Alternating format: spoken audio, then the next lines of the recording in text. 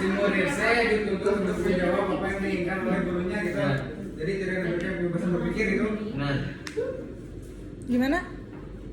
Jadi kenapa si murid teh kalau ujian teh jawabannya teh harus sesuai dengan apa yang diinginkan gurunya bu. Jadi nggak diberikan kebebasan berpikir si murid nanti ke guru nanti gitu. Emang ada yang nggak sesuai dengan gurunya? apanya? Contohnya? Kan nggak tahu juga ya. Kayak Jadi gitu. saya kepesan masih salah paham dia ya.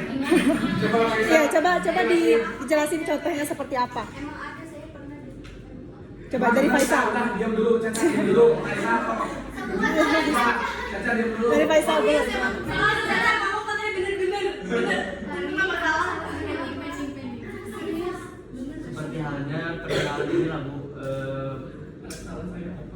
sejarah, terus dari perihal keilmuan dasar gitu Bu. Yang ketika emang si muridnya itu dalam menjawabnya gimana ya nyontohinnya Kak Bu? Jadi muridnya ujian ya. Ya. SLPG kunci jawaban nanti A, hari tapi si muridnya jawab D, terus disalahkan ke guru nanti gitu. Bagaimana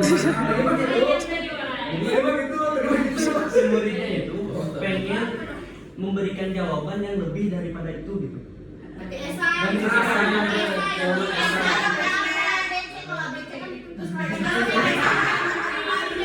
nama beda soalnya udah ada. Pertanyaan yang fix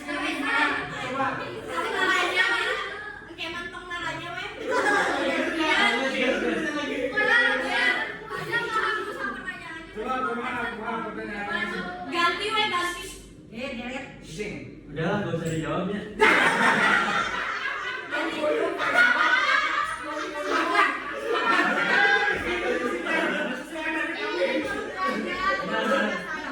Ya coba maksudnya gimana dulu? Maksudnya gimana? Saya juga belum ngerti. Memang ada ya? Memang ada ketika muridnya itu menjawab A, kemudian jawaban yang benar adalah D. Kemudian ya jelas dong kalau guru menyalahkan jawabannya gitu. Bukan kayak gitu sih. Iya kayak gimana ya gimana sob? Mungkin konteksnya bukan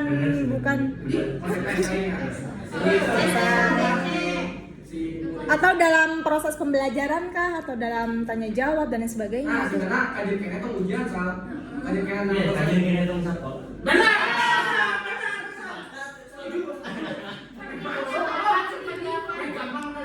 Jadi pertanyaan semua intinya. Waktu habis.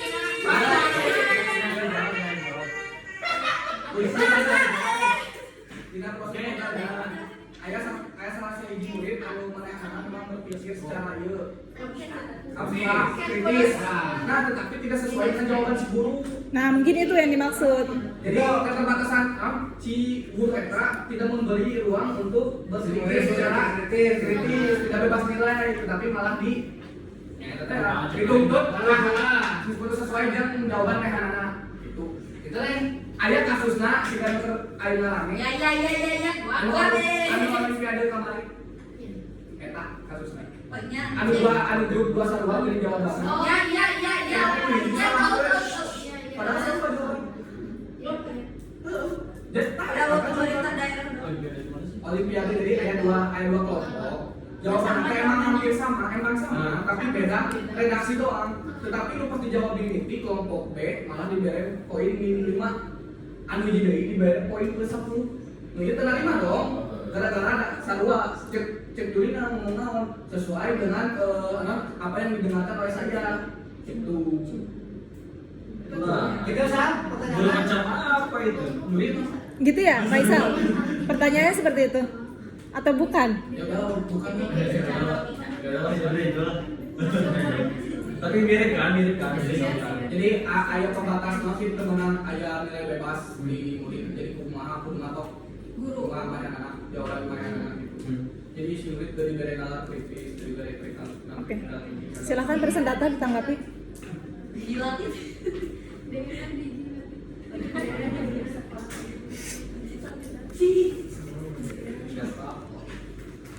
Jadi si muridnya tidak diberikan kebebasan berpikir gitu kan sebenarnya. Iya. Tanggapannya bagaimana? Ya, ini tanggapan pribadinya karena ini Tanggapannya solusi. Nah, tanggapannya dulu kan sebelum solusi. Tanggapan pribadi mah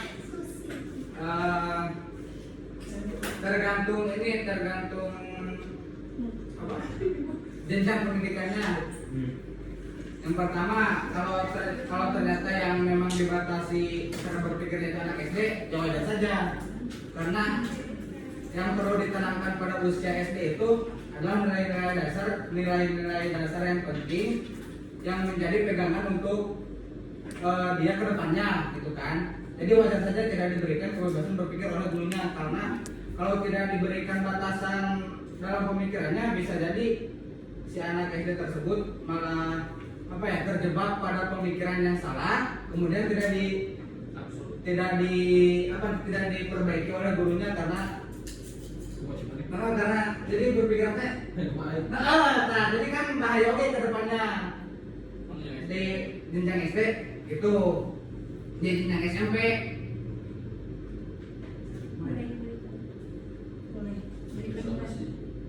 di jenjang SMP ya bisa lah dibuka sedikit pembatas kebebasan berpikir itu, tapi dengan dengan didampingi, dengan dipantau, dengan dimonitoring oleh gurunya agar si pemikirannya itu ya tidak terlalu kemana-mana dan tetap berada di jalur yang benar. Nah, untuk siswa SMA mungkin sudah bukan dilepaskan pembatasnya, tapi agak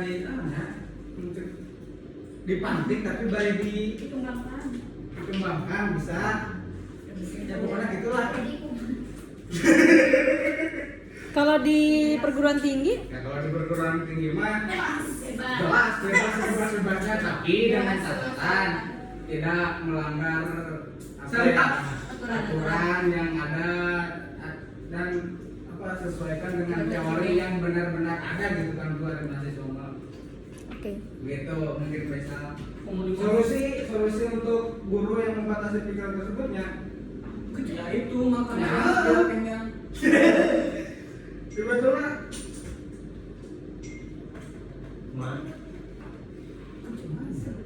kan emang di SD mah wajar untuk membatasi si guru teh. Di SMP masih harus dibatasi pemikiran siswa teh kan. Nah di MA mungkin untuk jenjang SMA ya kalaupun ada guru yang membatasi secara absolut gitu lah berpikir gitu ya mungkin kritik untuk beliau ya cobalah berikan sedikit kebebasan berpikir kepada si murid dan tetap dampingi ketika dia berpikir itu mungkin begitu. Ngerti orang? Mungkin dari teman ya. Sebenarnya dari apa yang saya pahami dan saya ingin sampaikan itu nggak tersampaikan ibu sebenarnya gitu. Jadi kayak saya mengelola yang ingin sampaikan itu, jadi apa yang dijawab dan apa yang saya pahami itu nggak sampai titik gitu, nggak sampai benang merah intinya gitu. Dan saya juga bingung gitu untuk nyampaikan itu gitu. Saya juga bingung gitu.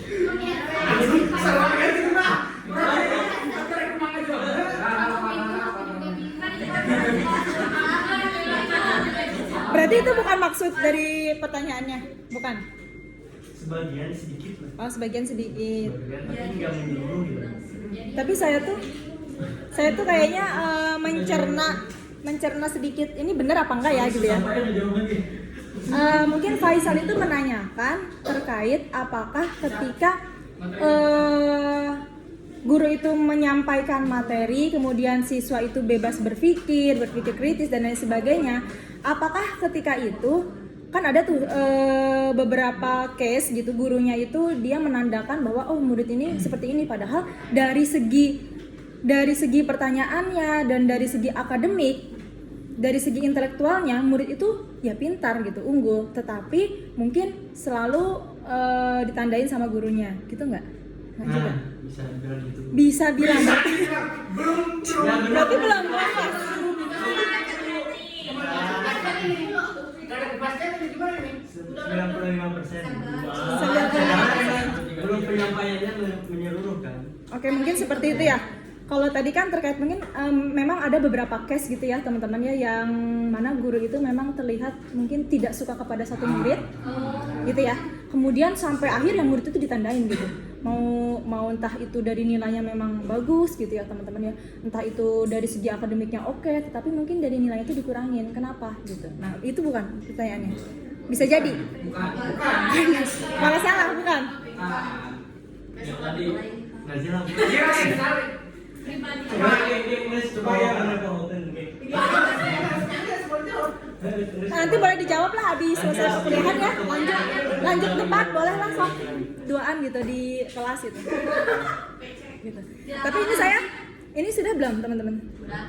Sudah ya, ditutup dulu. Terima kasih kepada presiden yang telah mencoba untuk menyampaikan pembelajaran hari ini dan kepada audiens yang telah ikut serta untuk aktif, untuk berani untuk berargumen dan lain sebagainya. Yang selalu saya tanamkan teman-teman, untuk saya keluar daripada zona nyaman itu, diantaranya adalah bukan bagaimana kita langsung penyampaiannya itu sesuai dengan topik yang dibahas, tapi bagaimana kita step by step dari hal kecil gitu. Dan saya tanamkan itu bagaimana saya untuk berbicara aja dulu gitu, gas gitu, arek nyambung gas gitu. Pokoknya itulah gitu kan. Yang penting kan mahasiswanya ada dua guys, ada mahasiswa palsu, ada mahasiswa asli. Di antaranya mahasiswa asli itu mahasiswa yang di antaranya tidak membiarkan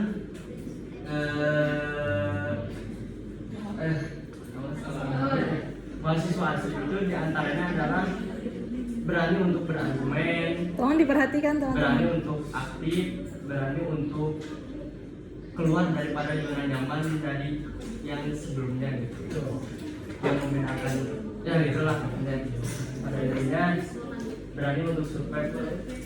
Sekian dari moderator. Kesimpulan yang tadi disampaikan dari saya mungkin bagaimana organisasi itu mempermudah, terus lebih efektif, lebih efisien juga, dan lebih kena gitu ketika ada suatu acara atau apapun itu, jadi lebih terorganisir gitu, lebih cepat pergerakannya dibandingkan ketika tidak berorganisasi. Dan terakhir dari kesimpulan, yaitu diantaranya pendidikan itu berhasil atau tidak, tadi disampaikan dalam kesimpulan bahwasanya bagaimana mencetak peserta didik itu mendapat kepintaran, kecerdasan, atau dari segi apa ya itu teh, perlombaan tuh mendapatkan penghargaan gitu dan lain sebagainya. Tetapi pembelajaran yang sesungguhnya itu menurut saya adalah bagaimana seorang pendidik itu menyadarkan kepada si pendidik untuk menyadari dari segi pola pikirnya diri sendiri gitu. Bukan bagaimana dia berpikir yang lainnya, tapi dia tuh mampu menyadarkan si pendidik itu cara dia berpikir tuh bagaimana gitu, sehingga ketika berkata berargumen apapun si pendidik itu tahu gitu kelemahannya di mana, kejelekannya di mana dari perkataannya dan lain sebagainya. Mungkin itu kesimpulan yang saya ambil dari pembelajaran hari ini. Sekian, terima kasih. Wassalamualaikum warahmatullahi wabarakatuh.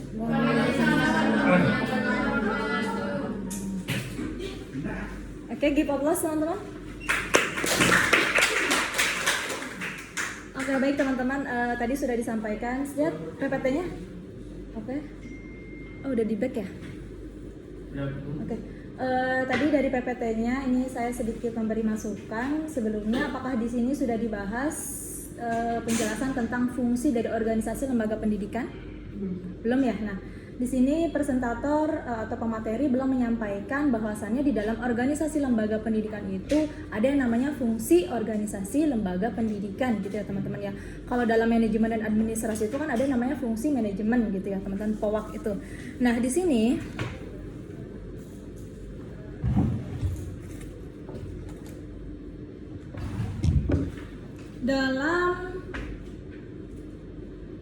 dalam organisasi lembaga pendidikan itu ada fungsi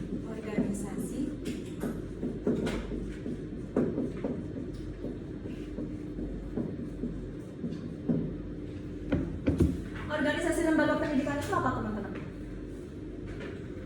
Ini tadi yang sudah disampaikan apa?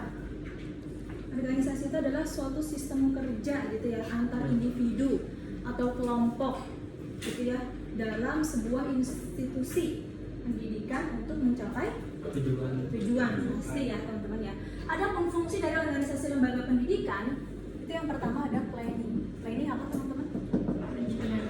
Jadi bagaimana organisasi lembaga pendidikan itu merencanakan apa yang akan dilakukan, apa yang akan dicapai. Kemudian yang kedua ada organizing. Fungsi dari organizing adalah memberikan atau memberikan tanggung jawab pada setiap sumber daya pendidikan dengan masing-masing tupoksinya. Gitu. Yang ketiga ada directing. Ini yang membedakan di sini. Apa itu directing? Direct, indirect. Gitu. Langsung, ya langsung. Directing di sini adalah mengarahkan, memberikan arahan, memberikan bimbingan, membimbing gitu, memberikan motivasi, memberikan penghargaan. Bagaimana dalam organisasi lembaga pendidikan di struktural itu kan ada yang namanya kepala. Pertama itu ada komite sekolah ya. Komite sekolah, kemudian ada kepala sekolah, kemudian turun lagi ada bagian kesiswaan, bagian humas, bagian apa lagi teman-teman? Tata usaha. Nah, ini juga pemateri belum menyampaikan secara strukturalnya ya. Nah, direct itu bagaimana ketika kepala sekolah dapat mengarahkan dari struktural lembaga pendidikan itu gitu. Kepada siapa mengarahkannya? Kepada guru, kepada siswa dan juga orang tua gitu. Yang terakhir ada yang namanya controlling. Controlling apa teman-teman? Pengawasan. Nah, bagaimana kepala sekolah menilai, mengawasi, mengaudit gitu ya. Apa yang terjadi di dalam organisasi lembaga pendidikan gitu ya teman-teman. Oke, boleh. Jadi teman-teman sebenarnya saya juga ingin menyinggung sedikit ya terkait tadi mungkin pertanyaan dari Faisal gini. Ada yang ini saya melanjutkan yang tadi sedikit.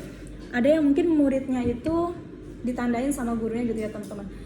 Jadi gini, perlu teman-teman ketahui bahwa pendidikan itu adalah tempat apa teman-teman? Tempat belajar gitu ya.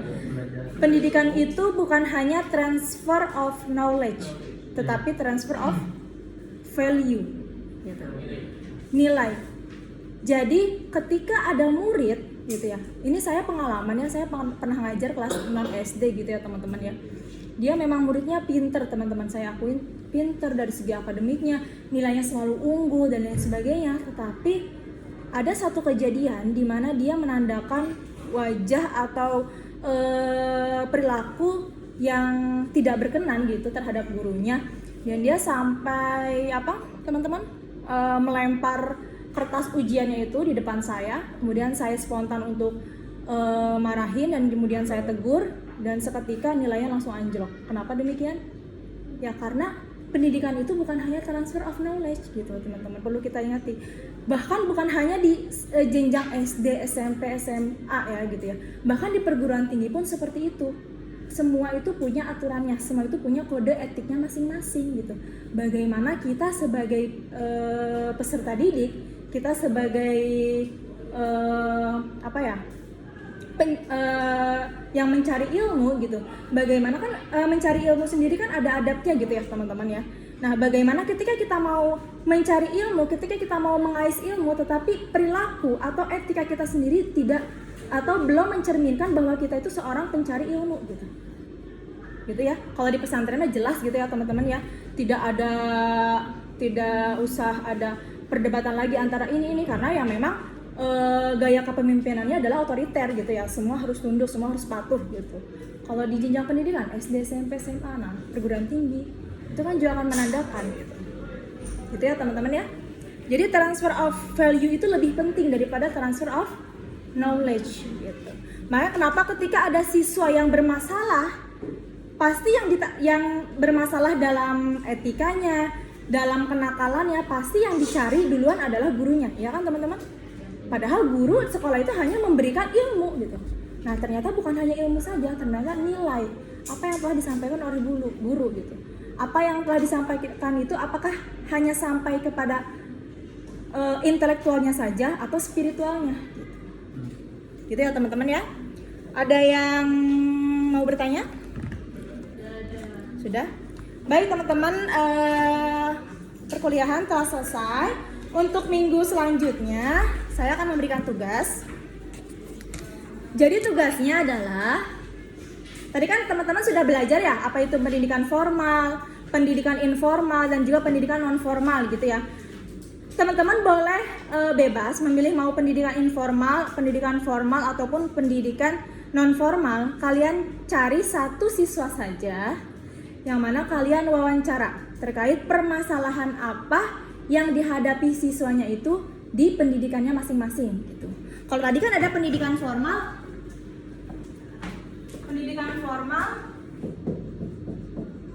informal, dan non formal gitu ya, non formal. Nah, kalau formal itu kan dalam sekolah jelas ya teman-teman ya, SD, SMP.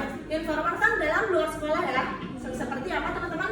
Bimbel, kemudian les, kursus dan lain sebagainya. Kemudian non formal adalah di dalam keluarga dan lingkungan gitu ya. Nah, teman-teman boleh cari, ini bebas.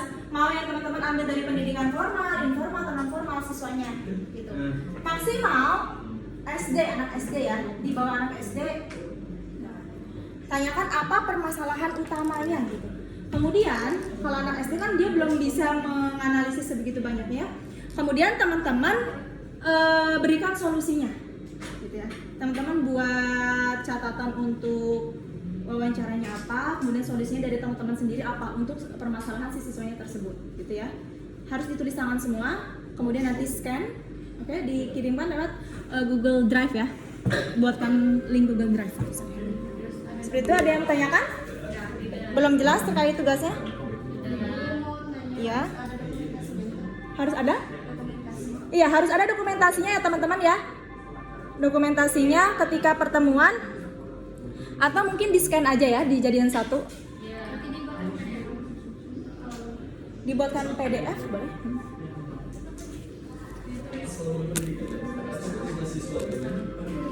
Sudah teman-teman.